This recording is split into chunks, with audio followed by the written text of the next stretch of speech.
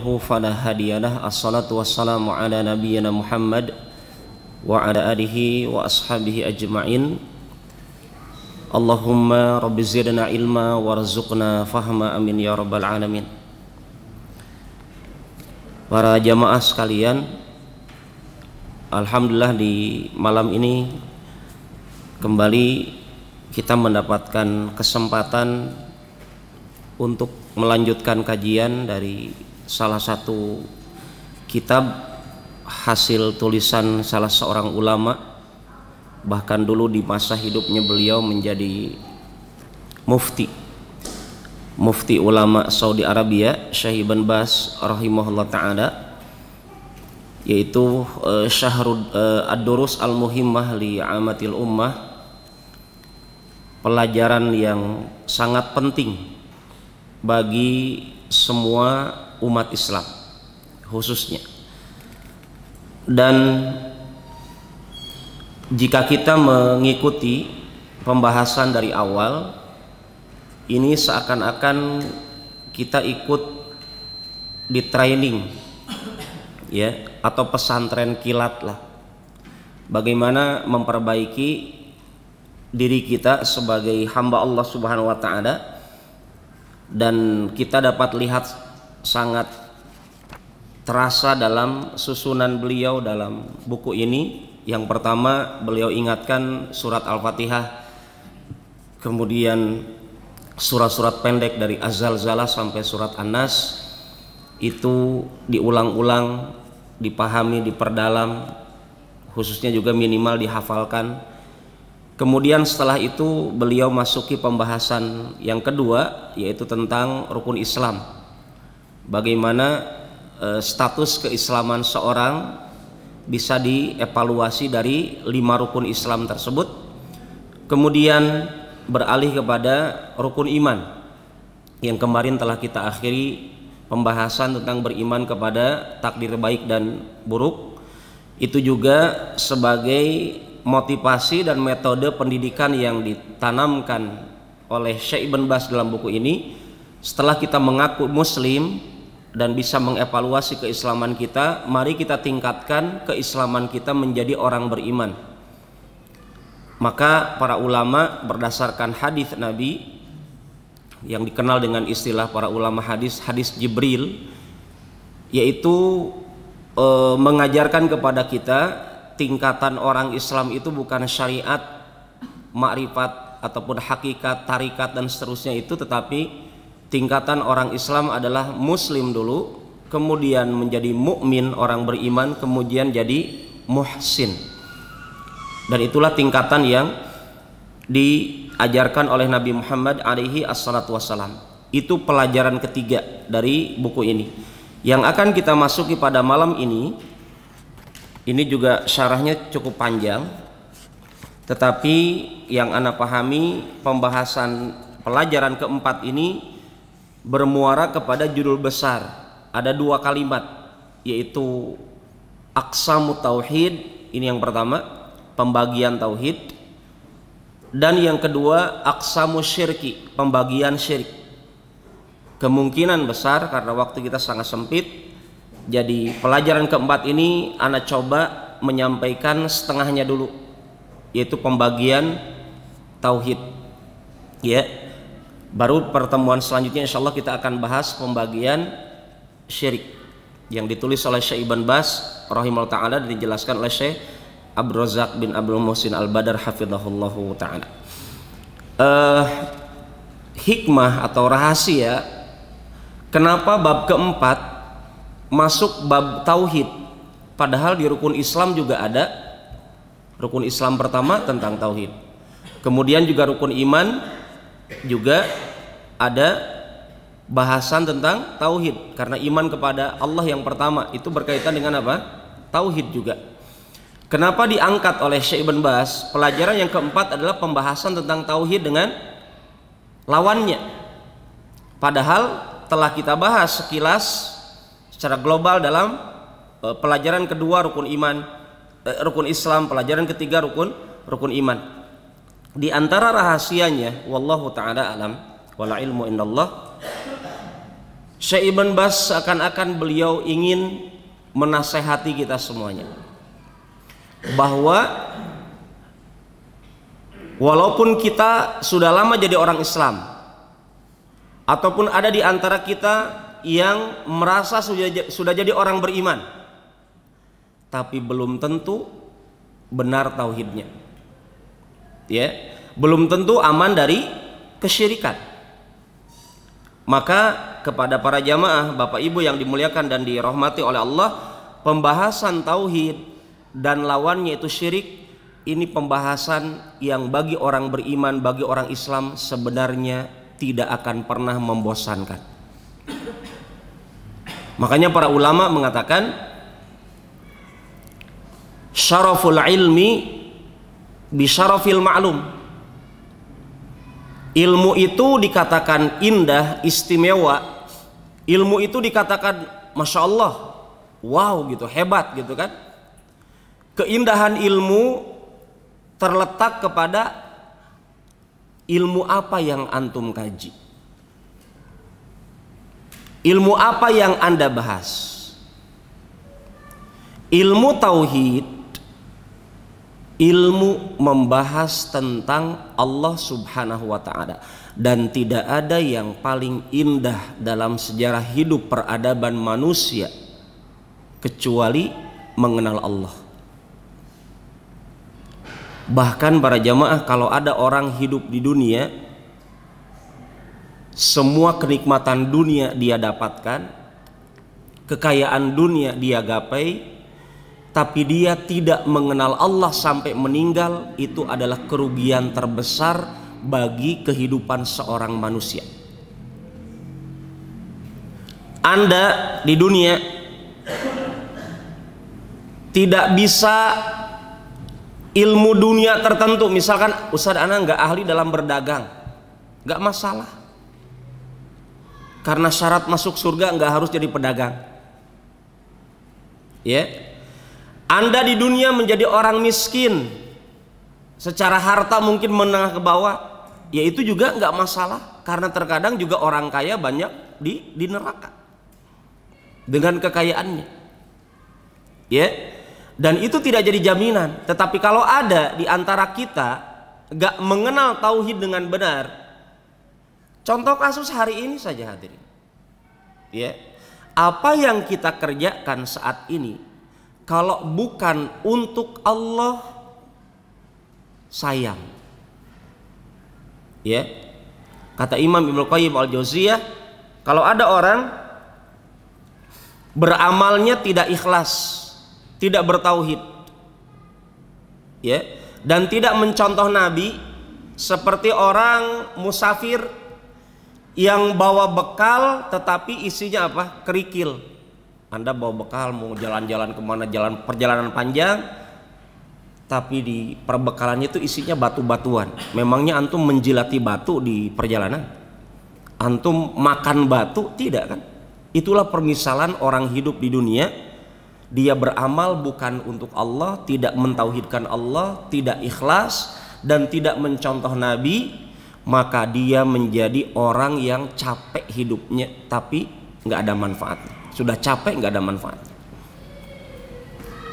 Kepada para hadirin yang mungkin belum mengenal pengertian tauhid, atau juga tidak ada salahnya kita mengulang pengertian tauhid, yang nanti otomatis akan kita kenal lawannya tauhid.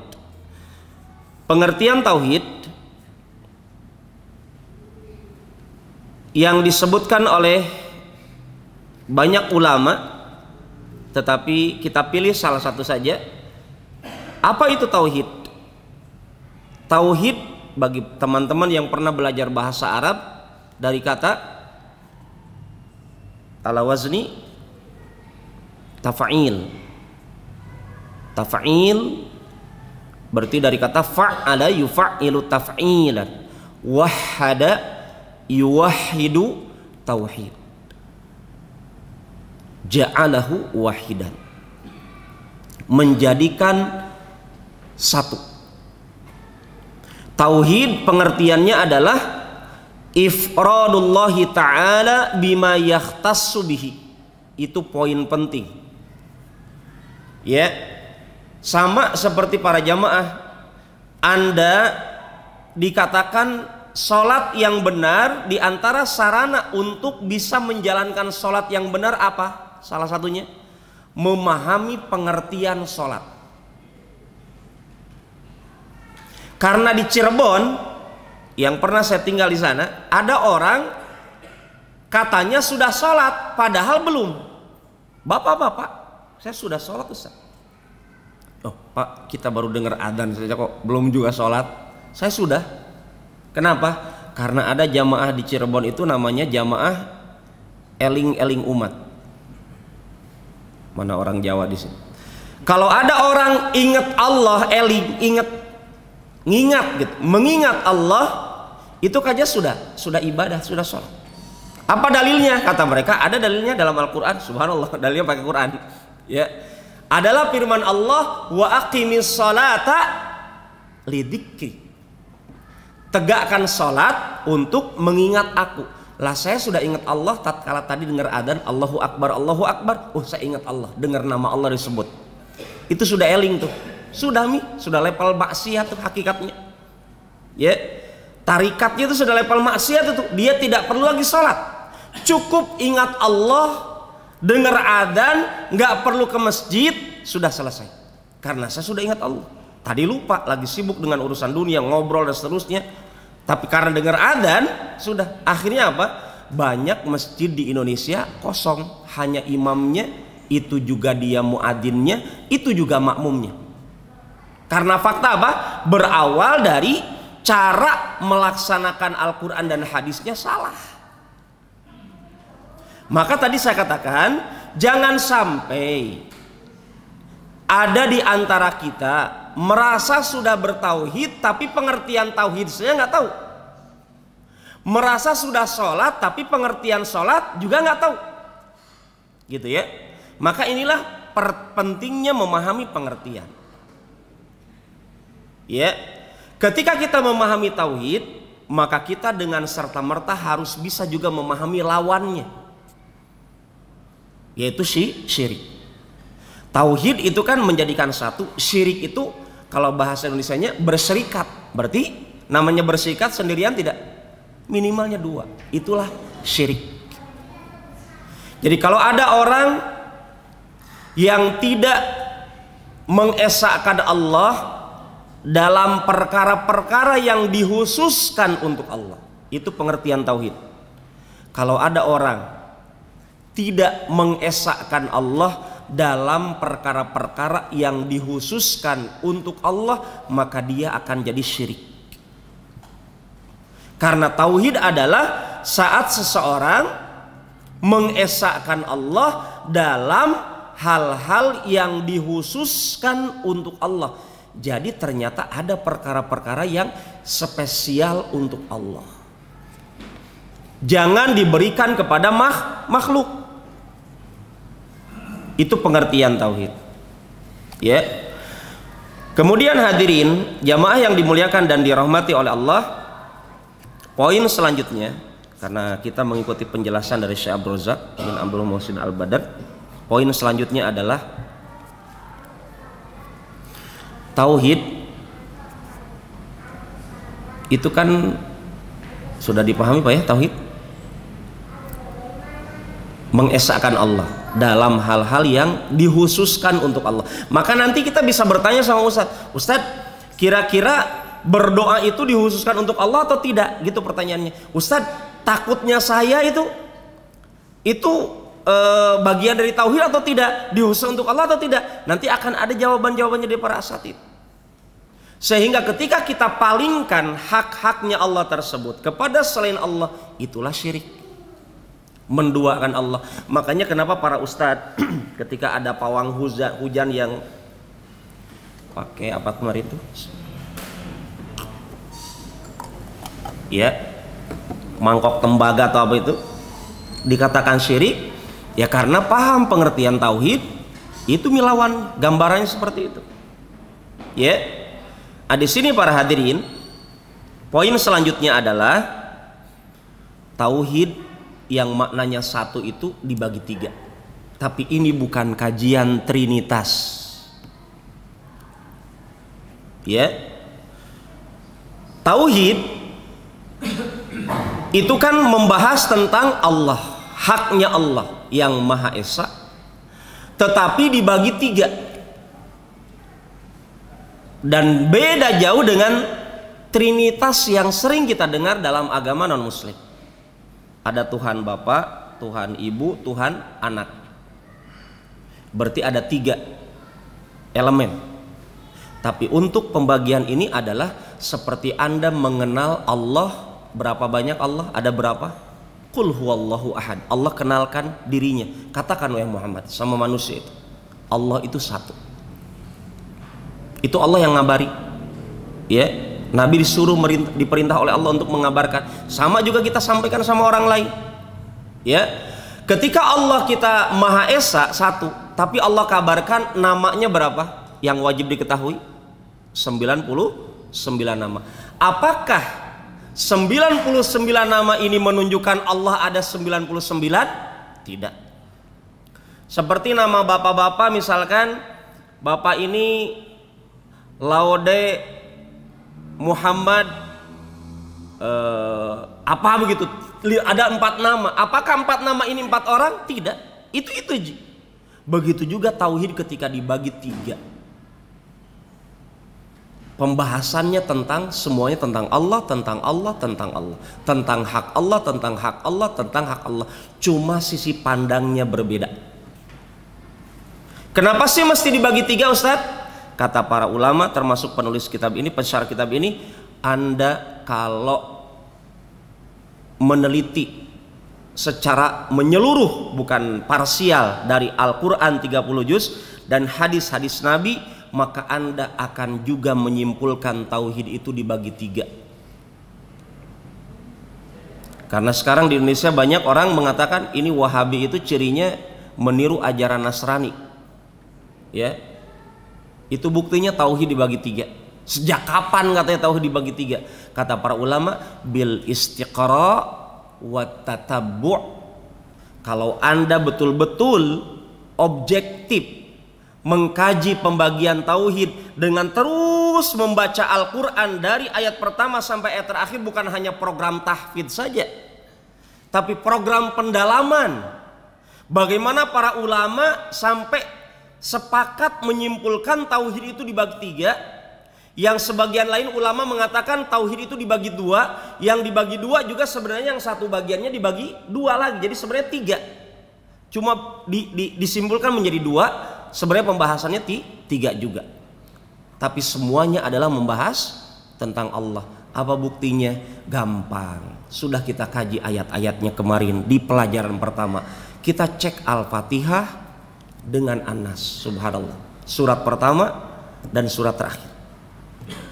Itu sebagai sampel saja bahwasanya tauhid dibagi 3 itu bisa Anda dalami tuh Al-Fatihah yang tadi dibaca dan nanti dibaca lagi, besok dibaca lagi. Masa nggak dapat, sudah jenggotan, sudah ubanan, ilmunya gitu-gitu saja nggak bisa nyimpulkan? Berarti memang taufik Allah berikan kepada ulama-ulama di Saudi Arabia salah satunya. Kita akui ini.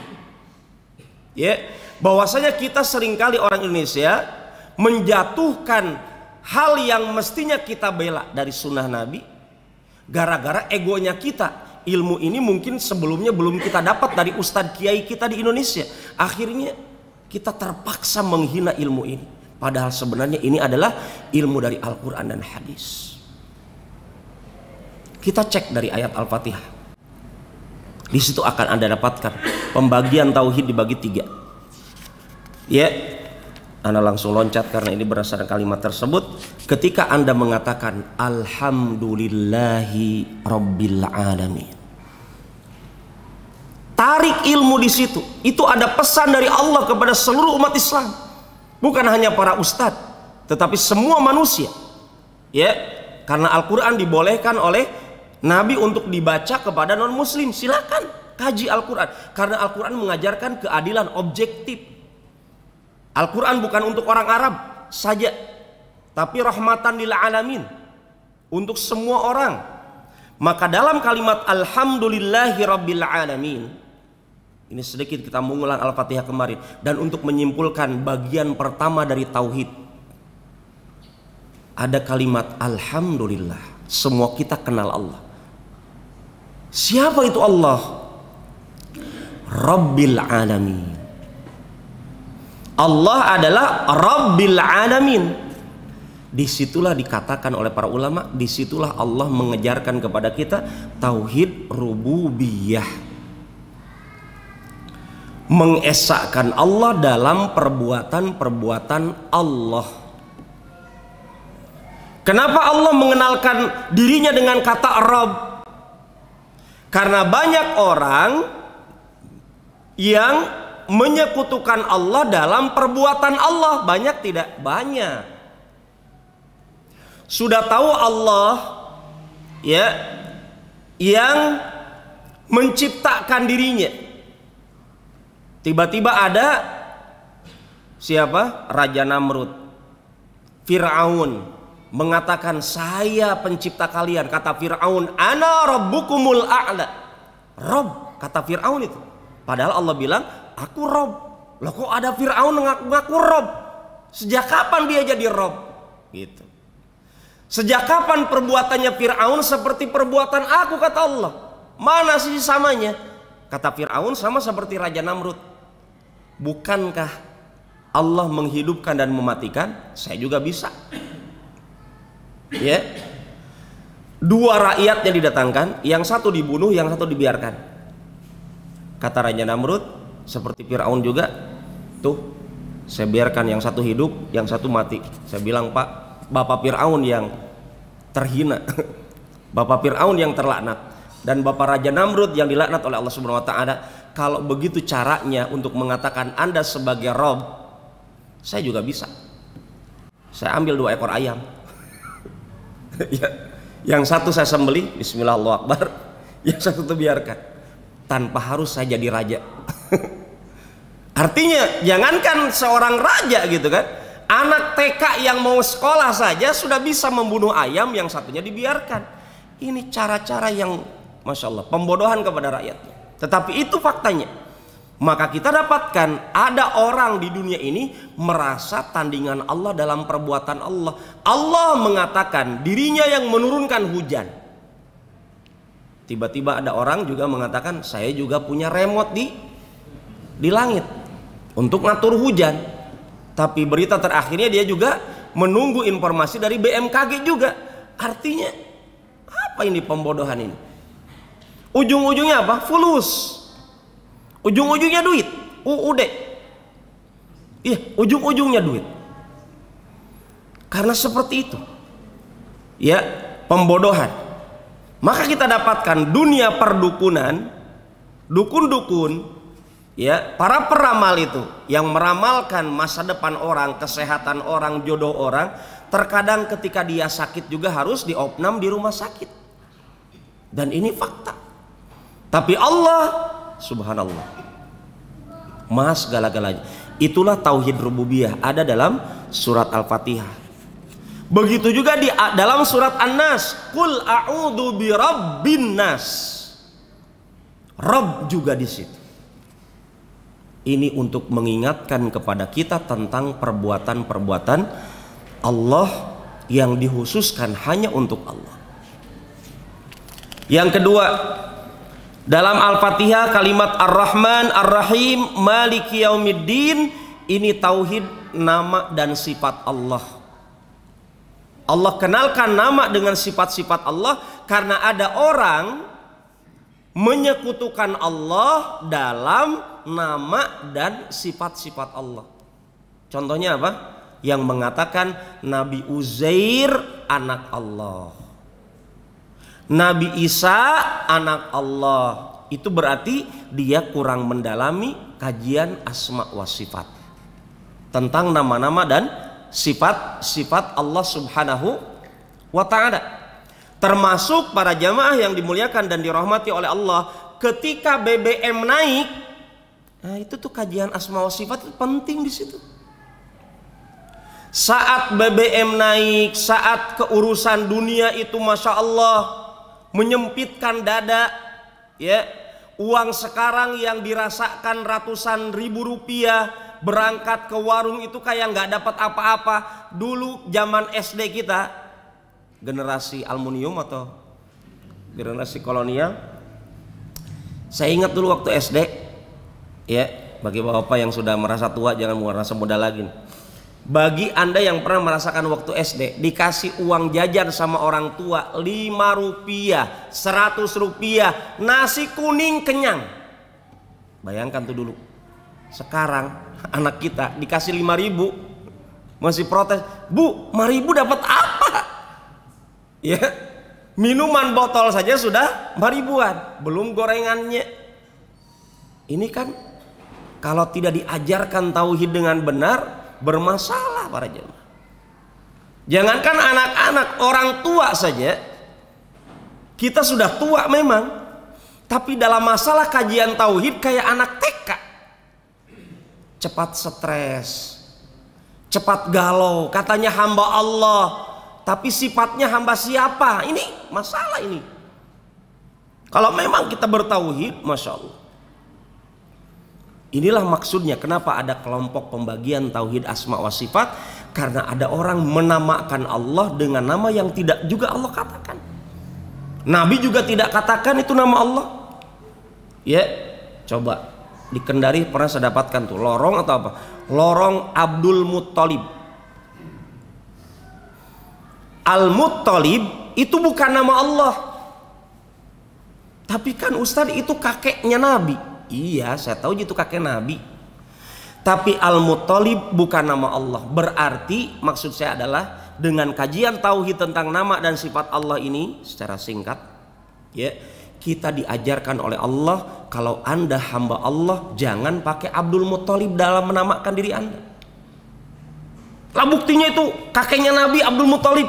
Ya memang itu sudah terlanjur. Nabi Muhammad SAW belum diutus. Hadirin, Nabi pernah mengatakan gini, "Ana nabiyun la kadhib, ana ibnu Abdul Muttalib." Nabi pernah mengatakan begitu. Saya itu nabi, saya nggak bohong, kata Nabi. Saya anaknya keturunan Abdul Muttalib. Tapi Nabi bukan membenarkan nama Allah Al-Muttalibnya, tetapi Nabi mengakui kakeknya Nabi memang Abdul Muttalib. Seperti begini, bapak-bapak ada nggak yang orang tuanya non Muslim? Misalkan bapak-bapak namanya Hasan, Hasan bin Richard atau Hasan bin John gitu ya. Itu John itu kan diambil dari Inggris ke Amerika, Australia, dan mungkin dia katakan non Muslim bapak Anda. Anda akui dia bapak Anda, diakui. Tapi keislamannya, oh tidak, dia belum masuk Islam. Seperti itulah maknanya kepada Nabi kita mengabarkan beliau keturunan Abdul Muttalib. Jadi Al-Muttalib bukan nama Allah. Maka kita dengan tauhid asma wa sifat ini, kita harus menamakan anak kita kalau mau digandengkan dengan nama Allah, bisa kita namakan Abdullah, Abdul Rahim, Abdul Latif, Abdul Razak dan seterusnya. Iya, hambanya Allah semuanya itu. Tapi kalau Abdul Muttalib bukan. Begitu juga orang Syiah berani mengatakan kami ini Abdul Husain. Sampai orang Syiah itu punya tato di punggungnya. Apa tatonya? Di antara tato orang Syiah yang pernah saya baca itu, laulallah la abadnaka ya Ali. Seandainya nggak ada Allah wahai Ali, saya sudah dari lama menyembah engkau wahai Ali. Subhanallah, begitu Syiah itu. Kalau nggak ada Allah, oh sudah dari kemarin saya menyembah engkau wahai Ali. Jadi kata orang Syiah, Ali itu dari kata ta'ala, Allah subhanahu wa ta'ala, Ali, ala. Jadi Ali maha tinggi, maka itu Ali adalah Allah, kata orang Syiah. Kita katakan, masa Allah tidur? Ali tidur nggak? Masa Allah menikah? Ali menikah tidak? Masa Allah punya anak? Ali punya Hasan Husain. Dan Allah sudah kabarkan kajian tauhid dalam surat Al-Ikhlas, lam yalid wa lam yulad. Allah nggak punya keturunan dan Allah tidak punya nenek moyang. Dan begitulah sifatnya Allah. Ya, kalau ada Tuhan punya nenek moyang, nggak pantas jadi Tuhan. Itu kajian asma wa sifat. Ya, kemudian Dalam surat An-Nas juga ada kalimat Malikin Nas. Malikin Nas, raja manusia, itu kajian tentang tauhid asma wa sifat. Tauhid kedua. Kemudian dalam Al-Fatihah juga ada kalimat Iyyaka na'budu wa iyyaka nasta'in. Ini janji kita tuh. Setiap sholat kita berjanji, jujur saja. Mau dilupa atau tidak kita ingatkan kembali. Hanya kepada Engkau ya Allah kami menyembah. Itu tauhid uluhiyah. Kita berjanji jadi budak Allah, bukan budak harta, bukan budak tahta, bukan budak wanita, bukan budak dunia. Walaupun faktanya di lapangan setelah sholat banyak di antara umat Islam memperbudak dirinya dengan dunia. Tapi kita diingatkan oleh Allah adanya tauhid uluhiyah dalam surat Al-Fatihah. Begitu juga dalam surat An-Nas, ilahin nas, tauhid uluhiyah. Apa itu tauhid uluhiyah? Pembahasan tentang perbuatan kita untuk Allah. Perbuatan kita untuk Allah Subhanahu wa taala. Kemudian Imam Ibn Abbas dikutip perkataannya oleh penulis, kata beliau, orang-orang musyrik Quraisy di kota Makkah ketika Nabi diutus, mereka sementara menyembah 360 patung. Ketika mereka ditanya oleh Nabi Muhammad alaihi salatu wasalam, siapa yang menciptakan kalian? Orang Quraisy mengatakan Allah. Siapa yang menciptakan langit dan bumi? Orang Quraisy juga mengatakan Allah. Siapa yang memberikan rejeki kepada kalian, yang menghidupkan, yang mematikan kalian? Orang Quraisy juga mengatakan Allah. Tapi orang Quraisy tetap diperangi oleh Nabi. Kenapa? Mereka sebenarnya sudah mengakui perbuatan Allah, yaitu tauhid rububiyah. Tapi mereka tidak mau memperbaiki perbuatan mereka kepada Allah. Itu masalah yang paling banyak terjadi pada diri manusia termasuk umat Islam saat ini. Ya, banyak di antara kita mengakui saya Tuhannya Allah, nabinya Muhammad SAW, Al-Qur'annya sebagai kitab suci kami. Tapi ketika ditanya perbuatan Anda bagaimana kepada Allah, itu media Ustaz. Sholat saya, cari nafkah saya, ibadah saya, ya begitu-begitu saja. Seakan-akan ada surga yang biasa-biasa saja gitu. Ya kalau kajian katanya jangan yang pedis-pedis, yang biasa-biasa saja. Nanti cari surga yang biasa-biasa saja. Ya, para jamaah yang dimuliakan dan dirahmati oleh Allah Subhanahu wa taala, inilah pembahasan secara global yang diingatkan oleh penulis bahwa sederhananya begini. Karena waktu kita sangat terbatas ya. Pak, kita ini hidup kita terbatas. Dan hidup kita nggak main-main.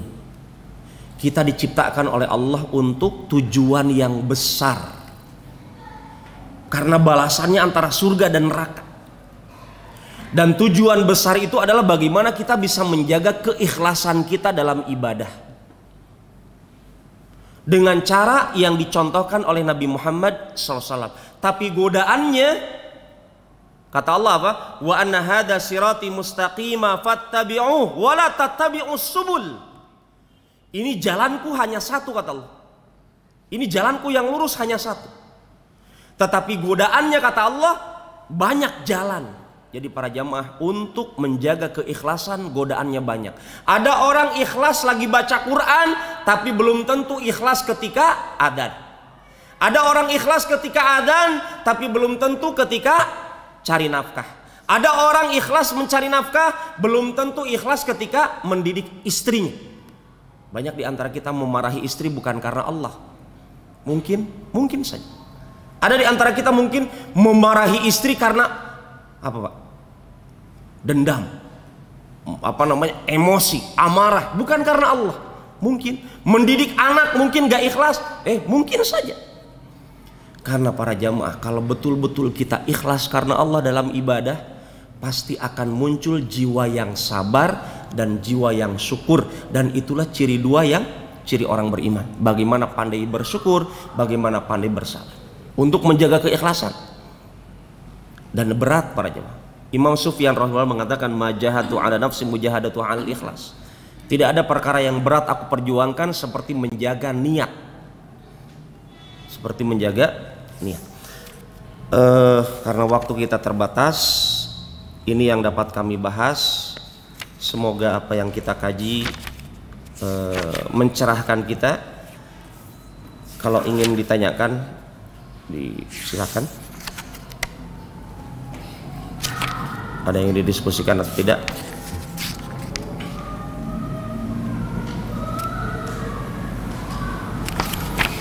Dan untuk kajian 3 tauhid ini mungkin tidak bisa detail saat ini ya, tetapi intinya pembagian ini adalah dalilnya ada, dan semuanya dari Al-Quran dan hadis dibaca secara menyeluruh, baru didapatkan kalimat tersebut.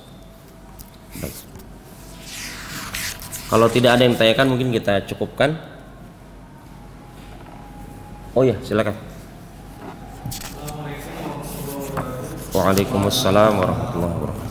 Ini saya tanya Ustaz, bagaimana menanggapi orang yang mengatakan bahwa tauhid itu kan ada 3. Ini kan apakah ini tetap termasuk amalan bidah Ustaz?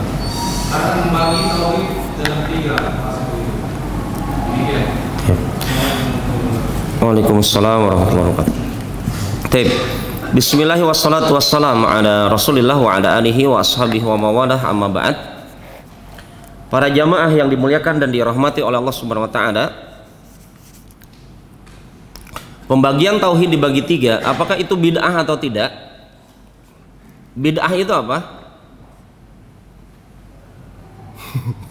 Jadi juga kadang orang Islam itu kadang saya benci Wahabi. Ketika saya tanya, apa itu Wahabi? Nggak tahu juga Ustaz, pokoknya kata Ustaz saya Wahabi itu pokoknya saya benci, harus dibenci. Itu Ustaz, Wahabi itu yang nggak tahlilan, yang nggak maulidan katanya. Kita katakan memang Nabi maulidan? Enggak Ustaz. Oh berarti Nabi Wahabi. Artinya gampang kita luruskan. Apakah orang Wahabi tidak tahlilan? Kita tanya, apa itu tahlilan? Tahlil itu Ustaz yang suka malam Jumat la ilaha illallah, yang kepalanya geleng-geleng begitu. Kita katakan kalau memang tahlilan seperti itu gampang. Malam Jumat ada nggak riwayat dari Nabi geleng-geleng kepala? Apakah ke kiri dulu, ke kanan dulu, ke atas dulu, ke bawah dulu? Ada nggak riwayatnya? Tapi kalau untuk mengatakan la ilaha illallah, lihat orang-orang yang dikatakan Wahabi masih mengucapkan la ilaha illallah tidak? Masih dalam adannya orang Wahabi masih la ilaha illallah atau diganti? Tetap, berarti dia masih tahlilan. Cuma dengan cara Nabi, begitu konsepnya. Maka saat kita dikatakan itu bid'ah, ya apa itu bid'ah? Ini juga harus dijelaskan pengertian bid'ah. Ya, bid'ah itu adalah sesuatu perkara yang baru dalam perkara-perkara ibadah. Nah, bukan perkara dunia, dalam perkara-perkara ibadah. Sekarang pembagian tauhid, ya. Ini memang tidak pernah disampaikan dalam kajian khusus dari Nabi. Sebagaimana Imam Asy-Syafi'i rahimahullah ta'ala, imamnya orang Indonesia yang banyak mengidolakannya sebagai madhab, Imam Asy-Syafi'i rahimahullah ta'ala, beliaulah yang pertama kali menulis kitab usul fiqih dalam Islam. Usul fiqih yang pertama ditulis oleh Imam Syafi'i. Apakah Imam Asy-Syafi'i yang merangkum ilmu usul fiqih dalam satu judul buku Ar-Risalah, beliau dikatakan ahli bid'ah karena Nabi belum pernah menuliskan kitab usul fiqih? Kita katakan gak ada ulama yang mengatakan itu bid'ah. Tidak ada. Pembagian ini seperti Nabi, tidak pernah Nabi katakan sholat itu ada rukun sholat, ada wajib sholat, gak ada itu. Di zaman Nabi nggak disebutkan. Nabi nggak pernah kajian pada maghrib atau pada subuh mengatakan rukun sholat para sahabatku ini, ya, dan wajib sholat ini nggak ada. Tapi para ulama sepakat ahli fiqih dalam sholat ada rukunnya, ada wajibnya, ada syarat-syaratnya. Dari mana itu didapatkan? Dari hadis, dari Al-Quran, dirangkum oleh para ulama. Itu jasa ulama yang harusnya kita berterima kasih, malah dikatakan bid'ah. Kalau ulama tidak menyimpulkan, tidak menyampaikan kesimpulan ilmu bahwasanya tauhid dibagi 3, maka kita akan seperti dulu, nggak bisa mengenal mana kesyirikan.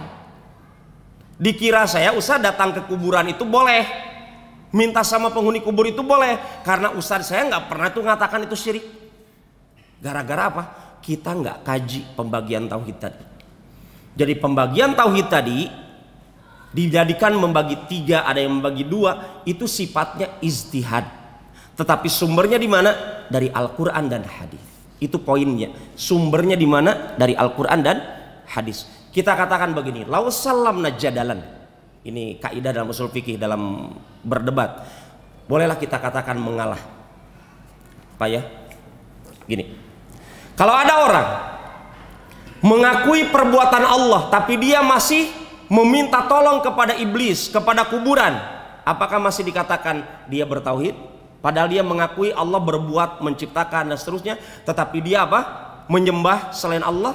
Kita katakan, oh dia tidak bertauhid. Dia hanya tauhid rububiyah saja tadi, alhamdulillahirabbil alamin. Tapi iyyaka na'budu wa iyyaka nasta'innya tidak. Itu intinya kenapa dikelompokkan 3, agar mudah kita mengingatnya.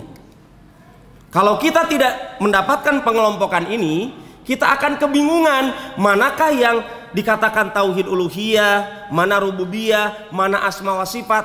Wallah ikhwan, demi Allah, di Indonesia sampai usia anak saat ini menginjak 40 tahun lebih, ustadz-ustadz yang kajian tauhid, yang blak-blakan menjelaskan tauhid dengan benar secara global menyeluruh, kebanyakan dari ustadz yang dijuluki Wahabi.